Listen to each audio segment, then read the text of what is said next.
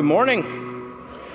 Thought we'd begin our time together today with a reading from one of my favorite theologians, Dr. Theodore Giesel, more affectionately known as Dr. Seuss.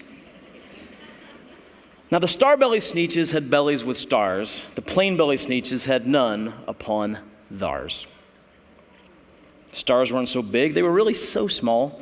You might think such a thing wouldn't matter at all, but because they had stars, all the star-bellied sneetches would brag we're the best kind of sneetch on the beaches. With their snoots in the air, they would sniff and they'd snort. Will have nothing to do with the plain belly sort. And whenever they met someone, they were out walking, they'd hike right on past them without even talking. And one day, it seems, while the plain belly sneetches were moping and doping along on the beaches, just sitting there wishing their bellies had stars, a stranger zipped up in the strangest of cars. "My friends," he announced in a voice clear and clean, "my name is Sylvester McMonkey McBean. And I've heard of your troubles, I've heard you're unhappy, but I can fix that. I'm the fix-it-up chappie." Then quickly Sylvester McMonkey McBean put together a very peculiar machine. And he said, "You want stars like a star-belly sneetch? My friends, you can have them for $3 each. Just pay me your money and hop right aboard." So they clambered inside and the big machine roared. And it clonked and it bonked and it jerked and it burked and it bopped them about. But the thing really worked. When the plain-belly sneetches popped out, they had stars. They actually did. They had stars upon theirs. Then they yelled at the ones who had stars at the start, "We're exactly like you. You can't tell us apart." "Well, good grief," groaned the ones who had stars at the first. "We're still the best sneetches, and they're the worst. But now how in the world will we know?" they all frowned. "If which kind is what, or the other way round?" Then up came McBean with a very sly wink, and he said, "Things are not quite as bad as you think. So you don't know who's who? That's perfectly true. But come with me, friends. Do you know what I'll do? I'll make you again the best sneetches on beaches, and all it will cost you is $10 eaches." And that handy machine, working very precisely, removed all their stars from their tummies quite nicely. Then with snoots in the air, they paraded about and they opened their beaks and they let out a shout, "We know who is who, now there isn't a doubt. The best kind of sneetches are sneetches without." And then, of course, those with stars all got frightfully mad. To be wearing a star now was frightfully bad. Then, of course, old Sylvester McMonkey McBean invited them into his star-off machine. And then, of course, from then on, as you probably guessed, things really got into a horrible mess. All the rest of that day on those wild screaming beaches, the fix-it-up chappie kept fixing up sneetches.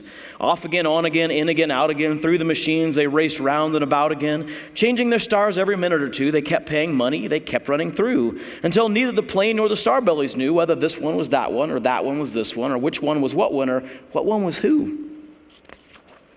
And then when every last cent of their money was spent, the fix-it-up chappie packed up, and he went. When I was a kid, I remember thinking the sneetches were stupid. Now I actually realize how incredibly easy it is to become a sneetch. Do you know what I mean? How incredibly easy it is to get into a place where you value something that's ultimately not very valuable, and yet the efforts that you're willing to make to achieve that thing that's not worth achieving, the efforts we make to pursue the thing that's not worth pursuing, actually cause far more expensive harm than the things themselves are worth. This is exactly what James actually begins to draw our attention to. In the book of James, if you'll join me in chapter 3 as we continue our study, what we're going to see is that James begins to talk about exactly what Dr. Seuss talks about. What he's going to say isn't going to rhyme, I'll just warn you right now. But he's even more pointedly going to make us understand how incredibly important it is that we value what's actually valuable. He says this in chapter 3, verse 13. He says, "Who is wise and understanding among you?" We're just going to stop for a moment there because that is the question in the passage today. What he's really asking is, who among you has true wisdom? Usually at the end of a message, if you heard me for a while, you'll know that I usually kind of give 3 or 4 questions to wrestle with, but I'm not going to do that today because there's really just one question we need to ask. And it's the one that James is asking right here.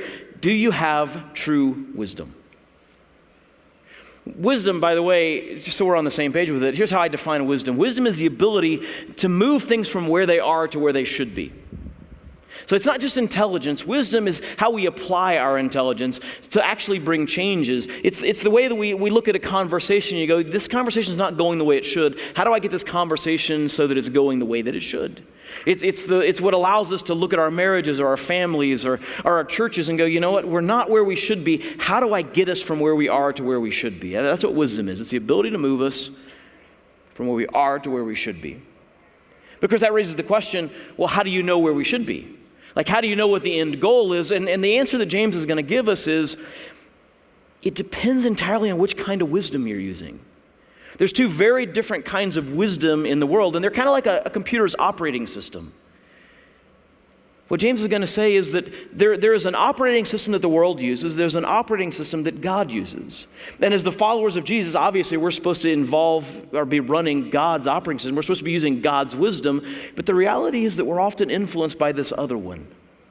And so what James really begins to do in this passage is to help us figure out which kind of operating system we're running, which wisdom it is that we're running. And so that's really the question. What operating system are you running? And if your question is, well, how do I know? That's what James begins to tell us. He says, who is wise and understanding mind? Who has true wisdom? He says, let them show it by their good life, by deeds done in the humility that comes from wisdom. He says wisdom, true wisdom, God's operating system produces humility, which leads to the kind of deeds that lead to a good life. And really what he's saying here is the kind of thing that he's been saying up to this point in the book of James. He's saying real religion, real faith isn't just a matter of what we believe in our heads. It comes out in our lives. Real religion drives the way that we speak. It drives the way that we act. So real religion can be seen with our eyes. Real religion can be heard with our ears. And now what he says is that real wisdom is the same way. Real wisdom produces results that are in keeping with God's will. It produces deeds that are done in humility. He says wisdom produces humility. Now, humility is one of those words that I think we struggle with. I mean, it's interesting to me that I've noticed that in America, we do a very weird thing when we talk about humility. See, in America, as I talk to people about humility, what I often hear from people is, well, humility means that you think other people are better than you. You think that you're insignificant or you're inferior. That's true humility. But what's weird about that is that definition of humility all comes back to you.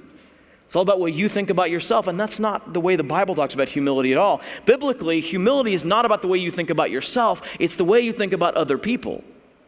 I heard it said this way, that biblical humility doesn't cause me to think less of myself, it just causes me to think of myself less. That my real focus is on other people. Real humility doesn't say, I have no value. It doesn't say, I don't matter. It says, other people do matter. Interestingly enough, the word that James is using here for humility can also be translated as gentle.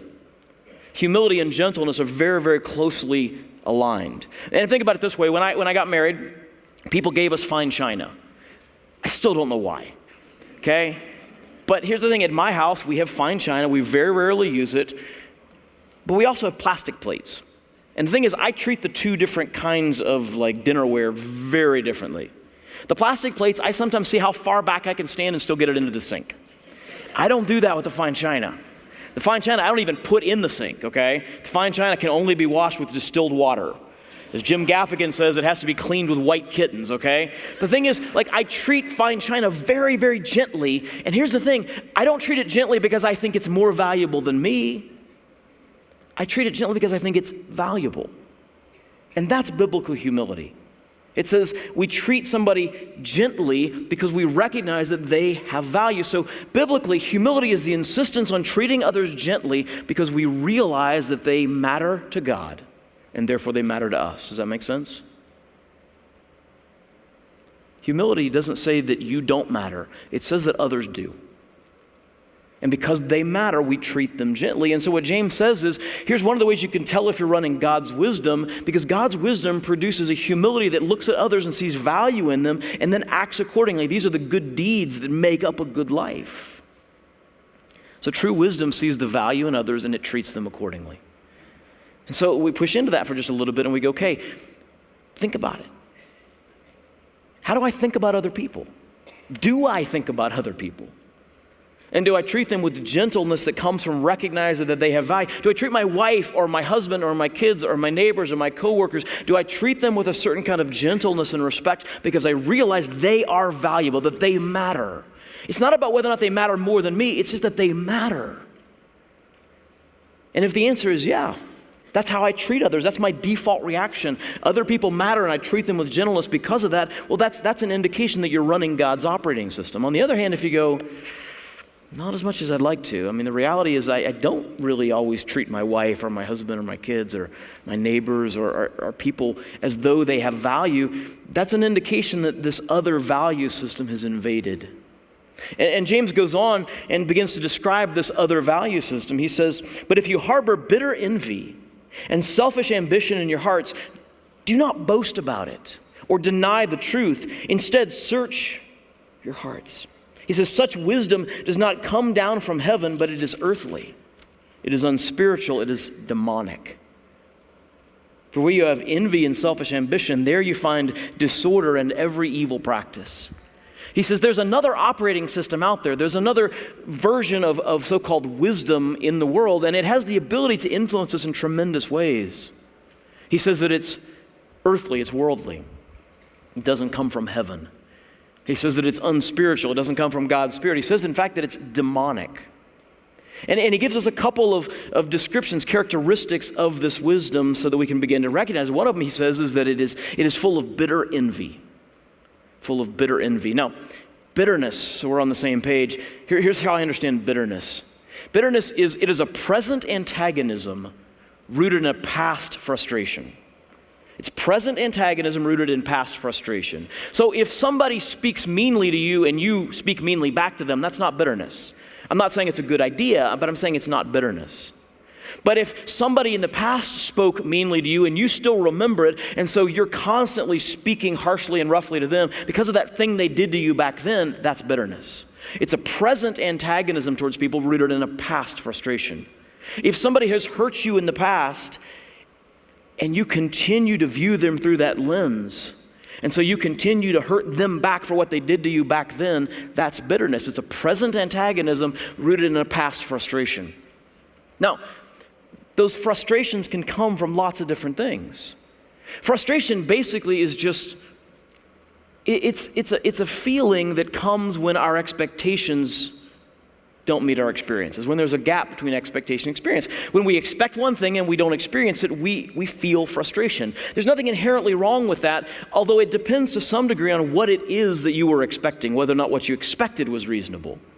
I mean, if you feel frustration because somebody made a promise and didn't keep it, it's reasonable to experience frustration. What you have to be careful about is not to allow that frustration to turn into bitterness, so that no matter what they do going forward, you're always going to treat them as the person who broke that promise. That's bitterness. But sometimes frustration comes from unreasonable expectations. Sometimes we experience frustration because we expected something, we didn't experience it, but what we expected wasn't reasonable. And that's where James begins to talk about envy. See, envy it's a passion to possess what others have, okay? It's a passion to possess what others have. Maybe it's material things. Maybe it's the car, or maybe it's the house, or it's the career, maybe, or maybe they're less tangible things. Maybe you go, man, I wish my marriage looked like her marriage looks like. I wish my wife would do what his wife does. I wish my kids were like their kids. And what happens is, it's not necessarily a big deal if you just have that passing thought. Oh, it'd be nice to have that car. Oh, it'd be nice if our marriage looked like that. What happens is that passing thing develops into a passion, where you're so insistent on getting what it is that others have that you begin to cause damage in the process of that. That's why I call it a passion to possess it. Not the passing thought, but a passion to possess it that leads you to the behavior that James calls selfish ambition.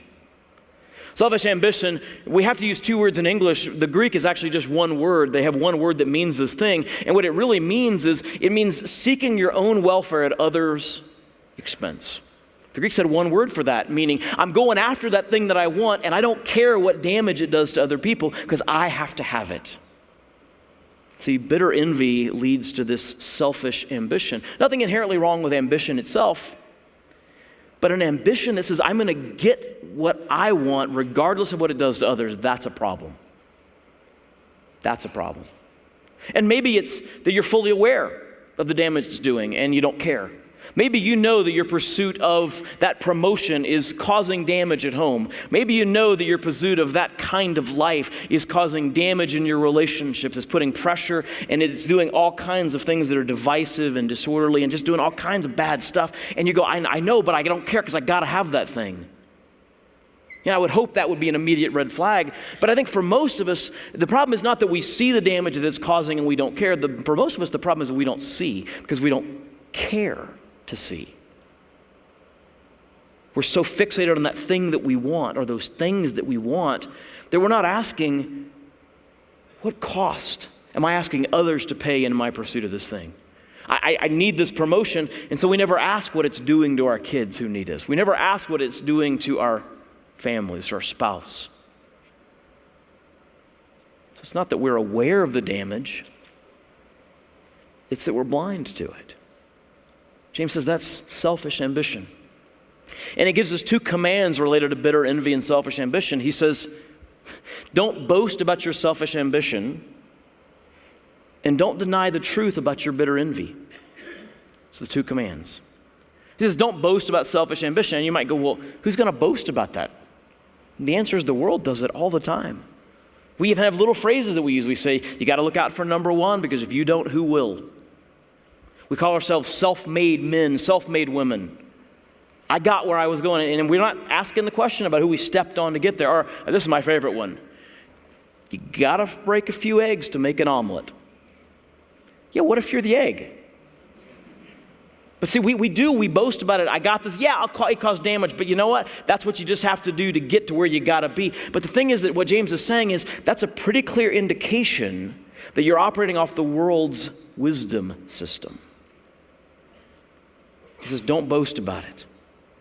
The other thing he says is, don't deny the truth about your bitter envy. And I think that one's probably a bigger struggle for the church. Because I'll tell you, after 25 years in ministry, I think bitter envy is an epidemic among Christians.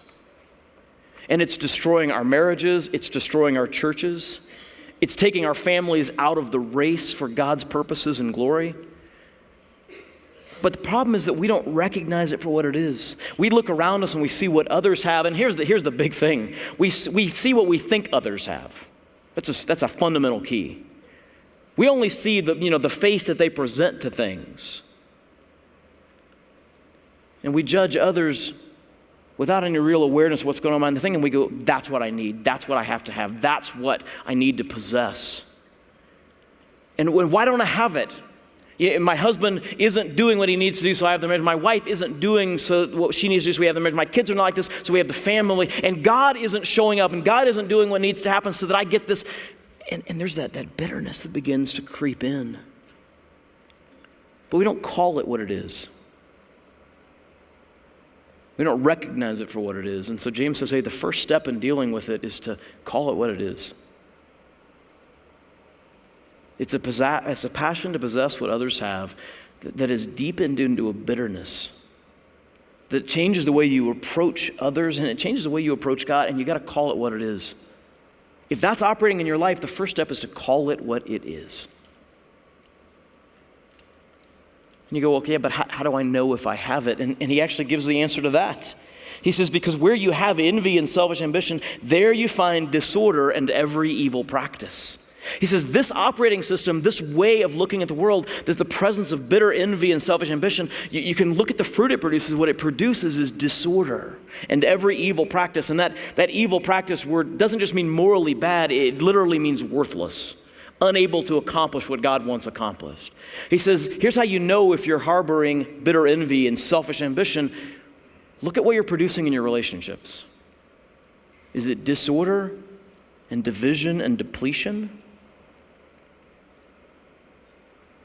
Then when you got to call it what it is. He says, listen, we can recognize the influence of this demonic version of wisdom by the disorder and the division that we produce in our relationships. And so we have to kind of take stock of our relationships. We go, what am I producing in these? What am I contributing to these relationships? And he goes on and he says, as you begin to recognize this other kind of operating system and the influence it has, you need to begin confessing that and you push it aside, but you need to begin replacing it with something. Because if you don't replace it with something, you're going to go back to the default every time. And so he begins to give us the replacement. He begins to describe God's operating system. He says this, "But the wisdom that comes from heaven is first of all pure, and then it is peace-loving. It is considerate. It is submissive. It is full of mercy and good fruit. It is impartial. It is sincere." It's probably not a coincidence that as he begins to describe heavenly wisdom, God's wisdom, he gives us 7 characteristics of it. 7 was the number for divine perfection among Hebrews. And so he says God's wisdom has these 7 characteristics. And what we're intended to do as we hear these is to go, okay, that's what I'm supposed to replace that other operating system with. So he says the first thing is that it's pure. And it's the same language he's been using. He said, religion that God considers pure is religion that's not corrupted by the world's value system. He says, so religion that God considers pure says widows and orphans are valuable, not because they can offer me any return, but simply because they're valuable to God. And so he says true wisdom is free from the world's system of valuing others for what they can do for you. That's the first sign of true wisdom. It's free from the world's system of valuing others just because of what they can do for you. He says true wisdom also is peace-loving, that it loves peace. That it's more concerned with peace in our marriages. It's more concerned with peace in our families. It's more concerned with peace in our churches than it is with personal preference. We started the service off today with some dancing. And we're a Baptist church. Some of you are like, we're Baptists? Yeah, and Baptists historically, they don't do any dancing, okay? But see, here's the thing, there's that long-standing belief in a lot of Baptist circles that, dancing is just, it's absolutely wrong. You got to get rid of it. But the thing is, we recognize our ability to reach out. We're going to have 700 kids in this building this week. They're going to be hearing the love of Jesus. They're going to hear the gospel of Jesus Christ, the good news of Jesus. And you know what? If dancing in appropriate ways helps that, we're going to set aside that historical approach. We're going to set aside maybe some of those preferences. Some of you may come in and go, these colors, they are not contributing to my reverence of God. Yeah, they don't do it for me either. I don't see orange and go, Jesus. Except for the orange team down in the kids' side. Yeah, you definitely make me think of Jesus. So let me go with bright green. I don't think of bright green and think of Jesus, but see, the thing is, we're setting aside those preferences in order to reach people for Jesus. See, what James says is that true wisdom values peace, which allows things to go forward more than personal preference. True wisdom doesn't insist, no, you're doing that wrong, or that's not the best way, or that's not the way I would do it, or I think, actually, this is not the way that I'd like it. True wisdom goes, yeah. Peace is what matters most. I'm not saying we set aside truth. If somebody says Jesus isn't the Son of God, I'm going to argue. Somebody says the Bible is not the Word of God, I'm going to argue. I'm not going to set those things aside. But there's so many things that we insist on doing our way, and James says that's not God's way. God's operating system says peace matters more than all those things that we put on the front burner and cause division, disorder, and depletion with. He says true wisdom is considerate. And this is a little bit of a hard one. Considerate's a good translation, but there's not really one word in English that quite captures this. The idea with considerate here is that it's a person who has been proven right, but they don't insist on exercising those rights at somebody else's expense. It's a legal term in the ancient world. It was used to refer to the person who, maybe was taken to court, and in the court, when all the evidence was out there, they were proven right. And then the judge said, okay, you're right, your opponent is wrong. How do you want to punish him for what he did to you?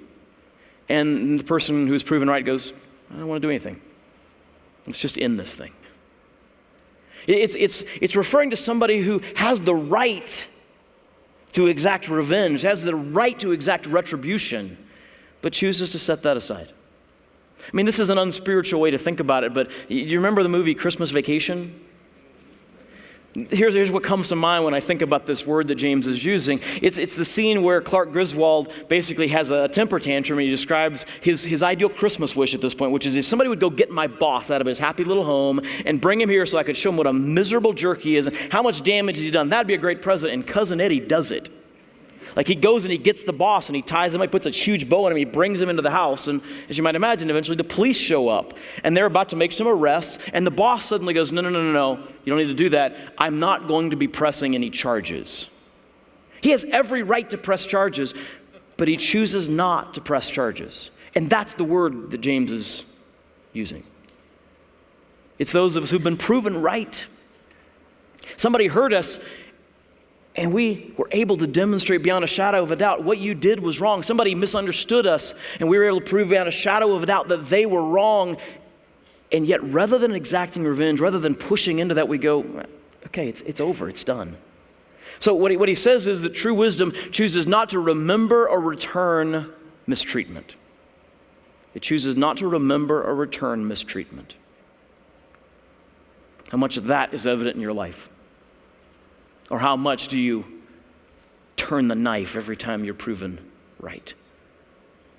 How many times do you remind them over and over and over again, I was right and you were wrong? James says that's not true wisdom. He says true wisdom is submissive. And I think there's a lot of connotations attached to that word that make it difficult for us to understand what he's saying. James is not talking about submitting to authority here. It's actually a different word than the Bible uses to talk about submitting to the governing authorities or to our leaders. We are called to submit to those that God has put in authority over us, but James isn't actually using that word here. He's using a word that honestly, I think teachable is a very good translation. He's talking about people who are willing to admit that they're wrong when the evidence demands it. That, yeah, you have an opinion, you have a belief, you think it's this way, and then evidence comes and is put on the table and you realize, I was wrong about that. He says true wisdom says, I was wrong. I don't believe that anymore. I'm not going to push for that anymore. Now, some of you probably know people who are not that way. Like it doesn't matter how much evidence you put on the table, it doesn't matter how clear it is to everybody that they're wrong, they're still going to dig their heels in. Anybody know anybody like that? Anybody is that person? You don't have to hold your hand up, that's okay. Don't look at each other. I was playing Trivia Pursuit years ago, and I landed on a space, and the person I was playing with pulled out the card, and the card said, what constellation of stars is mentioned by name in the Bible? And I was like, I know this, because I had just been reading Job, and the book of Job mentions the constellation Orion. So I said, the answer is Orion, and they said, nope, the answer is Pisces. Okay, so it also mentions Pisces, but it definitely mentions Orion. Like, nope, the answer is Pisces. No, get out my Bible. Right here. It's right here, black and white. Nope, it's not the answer. I mean, and here's the proof of how much I still struggle with this. It's been 20 years and it's still enough for me to share it with you, okay? I need to be right, okay? I have this intense need to be right. I don't know why that is. It's probably because I usually am. It's the only thing I can figure, right? I'm glad you laughed. So I don't have this all nailed, okay? But see, this attitude that goes, it doesn't matter what the facts are, I'm not going to give in. James says that's not God's wisdom. God's wisdom is submissive, it's teachable, it changes its mind when the evidence requires it. True wisdom changes its mind when the evidence requires it. He says that it's full of mercy and good fruit. You know, mercy is withholding a consequence, a negative consequence that somebody deserves. They earned it, but I choose not to give it to them. That's mercy. But he also says it's full of good fruit. It gives blessing even when they don't deserve it. It's what we might call grace. What he says is that the true wisdom does both of those things, that it's quick to bless others whether they deserve it or not. God's wisdom, God's operating system is quick to bless others whether they deserve it or not. And he says true wisdom is impartial. It's the opposite of what he was talking about earlier. And he said to the church, you're showing partiality, you're showing favoritism to the rich. You're giving them the best places in the worship services because you think they're going to be able to help you, so you want to be on their good side. He says, but you're showing favoritism. You're being partial. He says true wisdom doesn't do that. True wisdom is impartial. It uses God's standards to judge value and importance, even if it's personally costly. Even if you're giving up some potential benefit by choosing to bless others and shower favors upon others who don't have anything to offer in return. He says true wisdom uses God's system of assigning value to people, even when it costs you something. And he says true wisdom is sincere. Sincere is a great translation, but the literal word is interesting. It's literally the word for hypocrite with a negative at the beginning of it. So it's a not hypocrite. It says true wisdom is not hypocritical. And I like the word hypocrite because it's got such an interesting history. The word hypocrite literally means false face. It was used in Greek theater for the masks that people would put on to hide their identity. They'd put on a false face so nobody knew who they were. And over time, that word came to be used for people who pretend to be something that they're not in order to get something that they want. Hypocrites pretend to be something they're not in order to get something they want. But he says that's not God's operating system. That's not wisdom as God defines it. He says true wisdom doesn't pretend to be something to get something that's down the line. He says, no, true wisdom has no hidden motives. True wisdom has no hidden motives. It shows who you are, and it's right up front about what it cares about. It's got no hidden motives. Now, there's a lot there, right? And what James calls us to do is to push into each of these characteristics and say, how much of that do I see in my life? I mean, that's kind of our homework. How much purity do I see in my life, in my relationships? How much do my relationships prove that I love peace more than being right, more than personal preferences? How much do my relationships prove that I'm considerate, that I don't push in and turn the knife even when I've been proven right, but no, I don't return or even remember wrong? How much do my relationships prove that I'm teachable, that I'm full of good things even when people don't deserve them, that I'm impartial, that I'm sincere? I mean, that's what James is calling us to push into. And that's a lot of work. So I think what James says to round out this thing is he kind of boils it down to the bare bones, and he says, let me make it a little bit simpler for you. Do you want to know if you're running God's operating system? Here's what it looks like when somebody runs God's operating system. He says, verse 18, he says, peacemakers who sow in peace reap a harvest of righteousness. Peacemakers who sow in peace reap a harvest of righteousness. He says, you want to know if you're running God's operating system? Let me make it simple. Here's the question you need to be asking. Do I produce peace in my relationships? Is what I value, is what I run after, and is the way that I do it, is it producing peace in my marriage? Is it producing peace in my family? Is it producing peace in my neighborhood? Producing peace in my workplace? Am I a person who produces peace? Because at the end of the day, that's the clearest evidence that you're running God's operating system, that you're working off of God's definition of wisdom. Wisdom, remember, it moves things from where we are to where things should be. And God's wisdom says where things should be is a place of peace. Because peace is the field, it's the soil in which true righteousness grows. Unlike the Sneetches, who pursued what was not valuable and ultimately produced division, disorder, and depletion, all their money was spent. James says, God's wisdom produces peace. It produces harmony, which is the soil in which true righteousness, what really is valuable, can grow. And so the question that James leaves us with is based off of this one very clear teaching through the whole passage, which is this, that true wisdom produces peace. True wisdom produces peace. God's operating system produces peace. So, what operating system are you running? What operating system are you running? God, we can laugh at a book like the Sneetches, and yet we can recognize that our lives look a lot like theirs. We find ourselves running hard after things that really have no value, but we're spending tremendous resources pursuing what's not worth pursuing. And in the process of doing that, we sow division, disorder. We deplete our resources until we're left with nothing, and we've achieved nothing of value. Lord, in contrast to that, you give us a picture of what true wisdom looks like. And we confess that our lives don't always exhibit the fruit of true wisdom. And so we ask that you'd speak to us, not just in this moment, but throughout this next week and beyond. Lord, convict us of the ways that we're not running your operating system, that we're not running your version of wisdom. Show us where we're sowing division. And then give us the strength to ask the deeper question of what is it in me that's leading me to sow that division?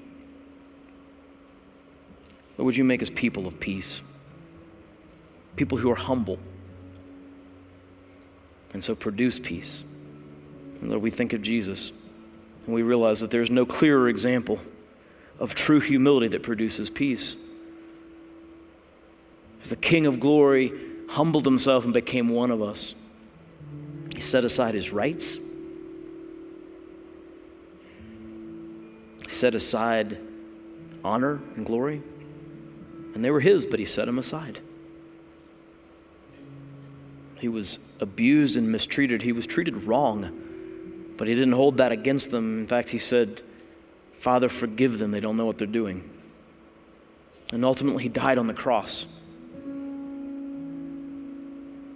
Perfect picture of humility.